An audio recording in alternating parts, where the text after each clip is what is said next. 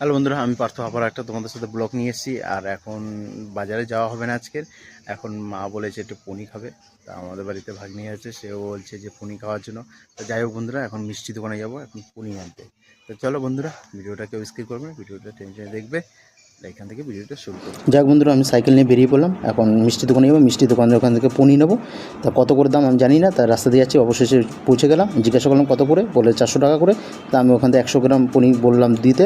তা আমি যেটুকু পয়সা নিলাম সেখান থেকে তুলে নিলাম 100 গ্রাম পনি। এবার বাড়ির দিকে যাবো, তার আগে সাইকেলটা তুলছি, সাইকেলটা চালিয়ে আমি বাড়ির দিকে চলে আসলাম অবশেষে। হ্যালো বন্ধুরা, আমি পনি নিয়ে চলে এসেছি। আর মিষ্টি দোকানে লোক ছিল, ও তার মাঝখানে আমি নিয়ে এসেছি। আর ভাবছি পনির দাম হবে 350 টাকা, কিন্তু শুনেছি 400 টাকা। তা পয়সা কম নিয়ে গেছিলাম, তা কী করবো, আর কিছু করার নেই। 100 গ্রামের পনির নিয়ে এসেছি। তা যাই হোক বন্ধুরা, ভিডিওটা এখানে শেষ করলাম। ভিডিওটা ভালো লাগলে অবশ্যই লাইক, কমেন্ট আর শেয়ার, সাবস্ক্রাইব করে দেবে। তো টাটা।